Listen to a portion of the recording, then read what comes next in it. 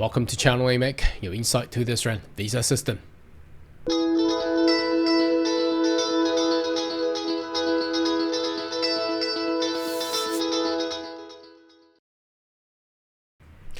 Good day everyone, my name is Carl Young, your online YouTube visa consultant. Are you interested about migrating to Australia? Why don't you consider to subscribe to my channel and turn on the bell on the side, so once we have all the updates and news, you'll be the first one getting all the insight. Now, today's video, I would like to update you of what had been announced last week from the Northern Territory, despite we have discussed about all the recent trends and stuff. Now, Northern Territory is, well, you know where it is. It's the northern part of Australia, which is the well, in comparison, probably what I usually has been comparing NT, Northern Territory, with the state of Tasmania, because they are the least economic base compared to all the other major states around Australia, where obviously the quota, the immigration quota has been given the least, and also, well, the hardest and not the most, well, the least preferred place for all the migrants to go to anyway. I've got in my past experience, I've got clients over there. The usual same as in Tasmania, and the usual comment is that it's very hard to find jobs. Especially if you got family there, and the school and things, compared to other major states, is not as, well, I can't say worse, but it's not just not as good as all the other one. But anyway, as we are doing the whole Australia for the immigration purpose, why not just talk about NT, Northern Territory's immigration policy, despite it's the least preferred territory or state that people wanted to move to. All right, now let's have a look. You may want to go, do a Google search, simply punching NT space migration. You should be able to find yourself with this page here. Now, all we need to do is pretty simple, because previously Northern Territory is open for any and every occupation, despite there's still not many interests to go in there. Now, all we need to do is read the blue part where they have the changes. So let's have a read and go through what it is for you as a perhaps the people wanted to go there. Okay, NT, Northern Territory, GSM stands for General Skill Migration Nomination Application for 2023 and 24, now open for subclass 491. So seems to be the 190 is already open. I'm not too sure why they open 190 first and then 491 later, because 491, well, traditionally provide more advantage for the state anyway, because 190, when you get it, you can, well, you can just relocate yourself. But anyhow, let's have a look. The Northern Territory government will begin accepting new application nominated under Skilled Work Regional Provisional Subclass 491 program from 23rd of October 2023, which is just last Monday. Doubt there has been a lot of interest throwing, but anyway, let's have a look. Application was assessed under the new eligibility criteria. Wow, they got new, well, obviously with the minimal quota that has been given this year.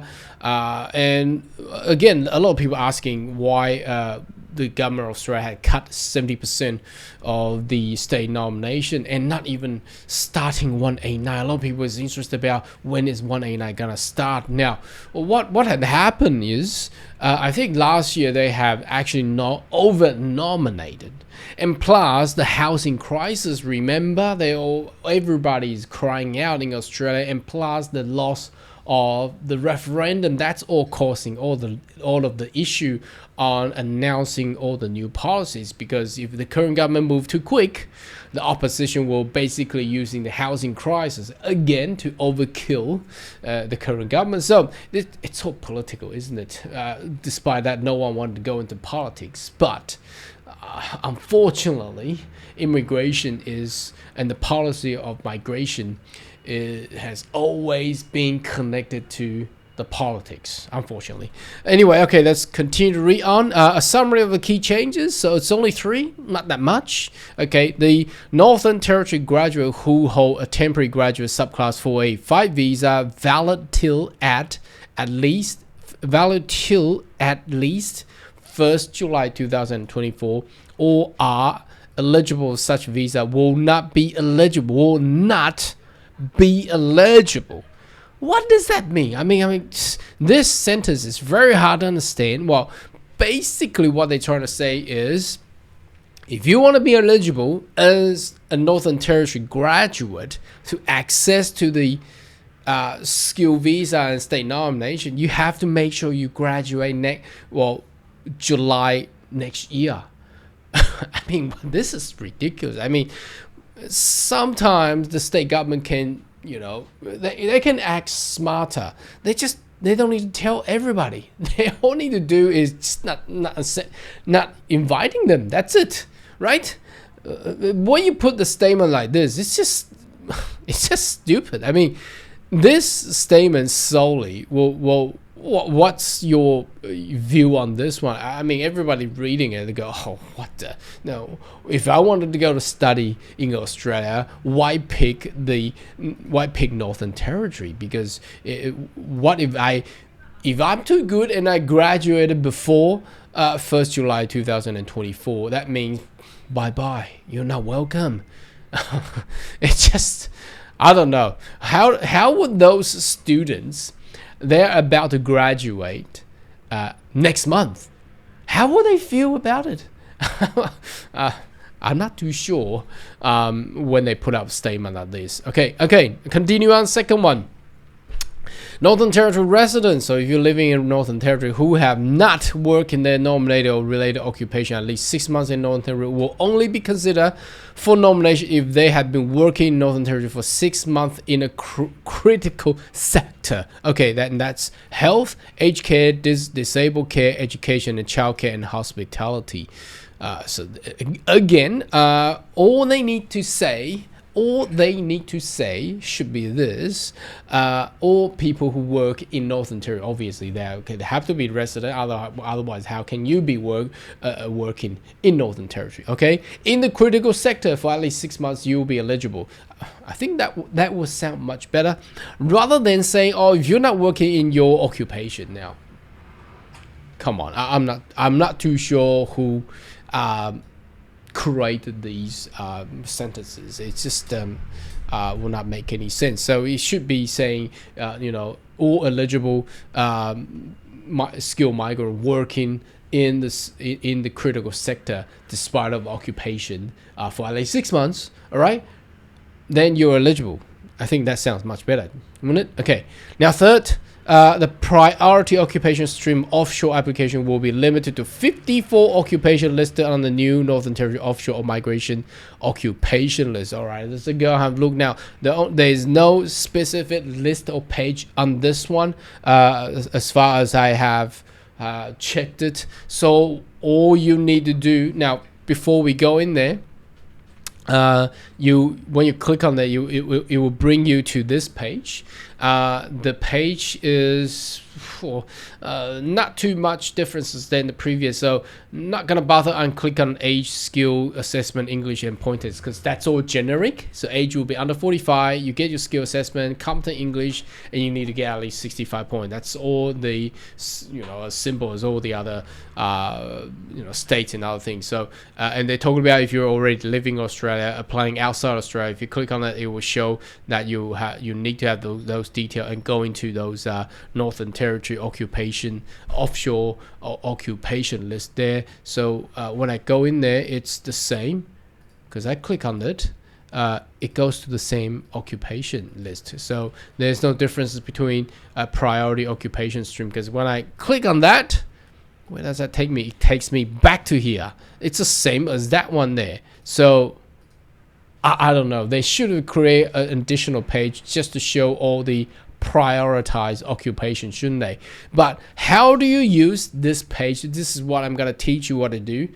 All you need to do is, think about what your occupation is. If it's going to be chef, it's going to under C, right? So you click on A to F.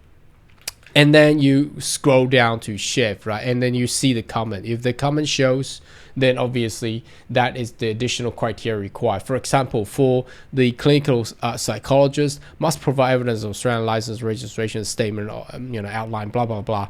And for dentists, only eligible for subclass 491. So you really need to click into those specific occupation and then find out whether that's what you need there. So otherwise you probably won't even know what the actual requirements. So you can see the skill occupation list has been shrinked into that 54 of them. So there's no longer a bulky 200 something skill occupation there anymore, but they do have the additional comments on the side. So that's how you're gonna use it. Now, just summarize it, there has been an update on the Northern Territory's state nomination. Obviously, it's not going to be easy. It's going to be harder.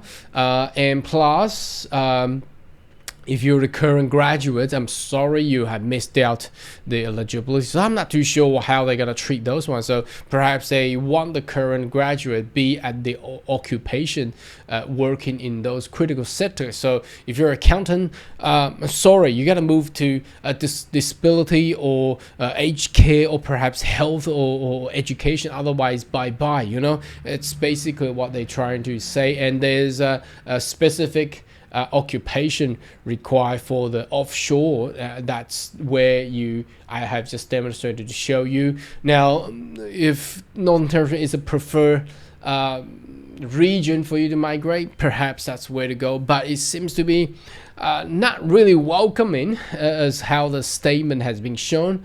It's all due to the limitation of the quota as being provided for 2023 and 24. Anyway, should you have more question, query, more than welcome to leave comment right down below. And I'll see you next video. Goodbye.